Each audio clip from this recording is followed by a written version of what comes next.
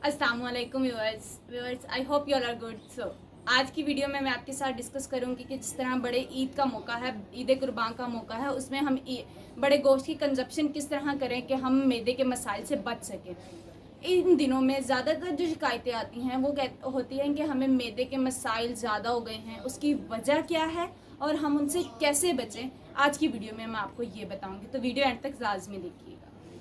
आजकल इन दिनों में ईद कुर्बान के मौका पर लोगों को ज़्यादातर मैदे का जो मसला आता है वो मैदे में तज़ाबियत होती है।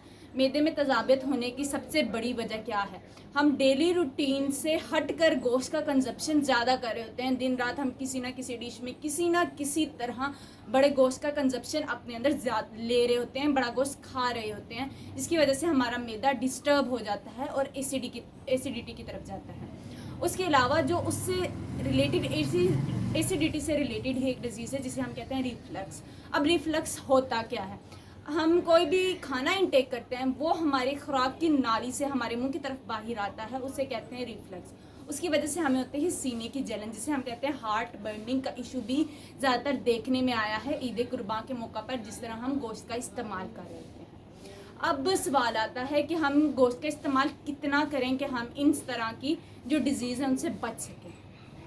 तो एक जो हेल्दी पर्सन होता है, मैं अगर एक बिल्कुल फिट हेल्दी पर्सन की बात करूँ, जिसे कोई शुगर का मसला नहीं है, ब्लड प्रेशर नहीं है, यूरिक एसिड का मसला नहीं है, गुर्दों का कोई मसला नहीं है, तो वो गोश्त कितना कंजप्शन कर सकता है, कितना कंज्यूम कर सकता है अपने अंदर, या कितना खा सकता है जिससे वो मैदों के मसले से बच सके।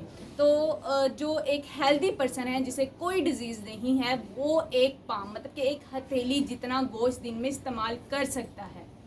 अगर किसी बंदे को कोई पेशेंट है, उसे कोई डिजीज़ है, हाई ब्लड प्रेशर है, डायबिटीज़ है, गुर्दों से रिलेटेड कोई डिजीज़ है, या फिर उसे यूरिक एसिड का मसला है, इस तरह की डिजीज़ है, और वो गोश्त कितना इस्तेमाल करें, तो वो जो गोश्त का इस्तेमाल है वो अपने डॉक्टर से पूछ के करें कि हम कितना खा सकते हैं जिससे हम डिफरेंट डिजीज़। अब उन्हें जो हाई ब्लड प्रेशर इस तरह के जो मरीज़ होते हैं, उन्हें स्टमक के अलावा भी और भी डिजीज़ हो सकती हैं उनकी। जो फॉर एग्जांपल अगर मैं बात करूं ब्लड प्रेशर की, अगर वो गोश्त का कंजप्शन ज़्यादा कर रहे हैं, उनका ब्लड प्रेशर हाई होना शुरू होगा।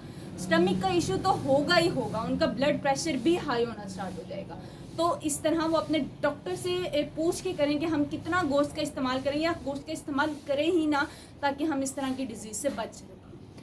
अब एक और क्वेश्चन आता है, अगर मैं बात करूं, देखिए अब नॉर्मल पर्सन है ना, एक पाम मैंने बताया एक हथेली जितना गोश्त इस्तेमाल करना है, अगर वो एक हथेली से भी ज़्यादा गोश्त इस्तेमाल कर रहा है, उससे भी डिफरेंट डिजीज़ होना स्टार्ट हो जाती हैं। अब वो डिजीज़ किस तरह की होगी, उन्हें उनकी प्रोटीन की इंटेक आप ज़्यादा करना स्टार्ट कर देते। मीट में प्रोटीन होता है ना हमारे पास, हम मीट ज़्यादा खाएंगे तो हमारे पास प्रोटीन हम इंटेक ज़्यादा करें। जो हमारा श्रमिक है, डेली लाइफ से रिलेटेड, डेली रूटीन से हटकर जब उसे प्रोटीन ज़्यादा मिलेगी तो वो प्रोटीन की डाइजेशन नहीं कर सकेगा।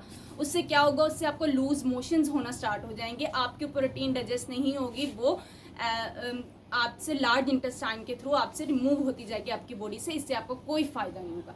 फॉर एग्जाम्पल अगर आपको रिफ्लक्स भी है, आपको लूज मोशन भी हो रहे हैं, तो आप डिहाइड्रेशन की तरफ जा रहे होते हैं। इन दिनों में डिहाइड्रेट होना बहुत बहुत हार्मफुल हो सकता है आपके लिए।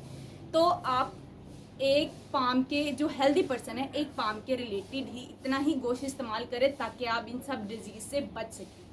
अब जो नेक्स्ट क्वेश्चन आता है बड़े ईद के मौके पर, कि हम किस तरह कुक करके गोश्त इस्तेमाल करें, किस तरह हम गोश्त को इंटेक करें तो हमारे लिए हेल्पफुल होगा। अब मैं अगर बात करूँ ना हाई ब्लड प्रेशर की या डिफरेंट डिजीज़ पर्सन की, अगर मैं हाई ब्लड प्रेशर की बात करूँ ना, जिन्हें हाई ब्लड प्रेशर है, पहले तो वो अपने डॉक्टर से कंसर्न करके गोश्त इस्तेमाल करेंगे। अगर वो डॉक्टर से कंसर्न करके वो गोश्त इस्तेमाल कर रहे हैं तो वो ऑयल का इस्तेमाल कम करें, क्योंकि हमें पता है कि बड़े गोश्त में फ़ैट ज़्यादा होता है। बड़े गोश्त की जो लेयर्स होती हैं उनके दरमियान हमें फ़ैट की भी लेयर्स मिलती हैं जो कि ज़्यादा होती हैं आम गोश्त से। अगर वो ऑयल खाने में ज़्यादा इस्तेमाल कर रहे हैं और वो जब खाना गोश्त को पकाएंगे उसके भी तो फैट मेल्ट होंगे ना, वो भी तो ऑयल में कन्वर्ट होगा, तो ऑयल ज़्यादा हो जाएगा, जिसकी वजह से उनका ब्लड प्रेशर ज़्यादा हो जाएगा। यूरिक एसिड वालों के लिए भी ये इसी तरह ही सेम होता है। अब जो जिन्हें हाई ब्लड प्रेशर है वो नमक का इस्तेमाल भी अपने खाने में कम करें, ना ही करें तो अच्छा है। उनके टेस्ट बढ़ाने के लिए आप ब्लैक पेपर, काली मिर्च इस्तेमाल कर सकते हैं, या सब्ज़ मिर्च का इस्तेमाल कर सकते हैं ताकि उसका टेस्ट अच्छा है।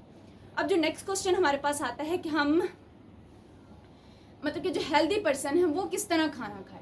अब डेली रूटीन में ना, अब इस तरह के मौके पे, जिस तरह ईद का मौका है, बड़ी ईद है ख़ास तौर पे, हम बारबेक्यू ज़्यादा कर रहे होते हैं। घर से बाहर हो, आउटडोर हो, इंडोर हो, हम बारबेक्यू कर रहे होते हैं आए रोज़ कोई ना कोई पार्टी वगैरह में, या वैसे भी हम घर में बना के खा रहे होते हैं। अगर कोई एक पर्सन पिछली मतलब कि आप ईद से पहले डेली रूटीन में भी बारबेक्यू का कंजप्शन कर रहा है, बारबेक्यू खा रहा है, तो उसे कोई इफ़ेक्ट नहीं इतना होगा जितना उस पर्सन को होगा जो पहले बारबेक्यू नहीं खा रहा था, ईद के दिनों में आके वो बारबेक्यू की कंजप्शन ज़्यादा करने लग पड़ा है। देखें, अब हमारा श्रमिक है ना, वो एक स्टेप बाय स्टेप चल रहा होता है। अगर उसमें कोई भी चेंज आना, हम एकदम से कोई ना कोई चीज़ खाना स्टार्ट होंगे, ज़्यादा खाने, फॉर एग्जांपल हम वेट इंक्रीज़ करने के लिए ज़्यादा खा रहे हैं, तो हमारा स्टमक डिस्टर्ब होगा। इसी तरह हम बड़ी ईद पे गोश्त ज़्यादा इस्तेमाल करना स्टार्ट हो जाते हैं। जिस तरह मैंने पहले बताया, प्रोटीन हमारे डाइजेस्ट नहीं होती, हमें डिफरेंट डिजीज़ होना स्टार्ट हो जाती है, हमारा स्टमक उससे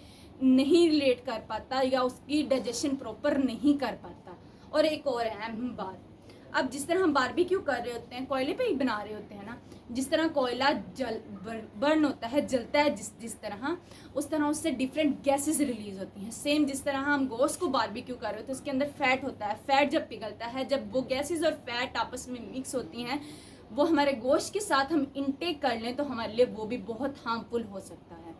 तो आप इस तरह करें कि आप खाएं ज़रूर गोश्त ईद के मौका पर, लेकिन अपनी, मैंने जिस तरह बताया, हेल्दी पर्सन एक पाम जितना गोश्त, और जो जिन्हें डिफरेंट डिजीज़ है वो अपने डॉक्टर से कंसर्न करके खाएं कि हम इतना गोश्त खा सकते हैं, या वो खाएं ही ना जिन्हें डिजीज़ हैं डिफरेंट, हाई ब्लड प्रेशर या शुगर वगैरह।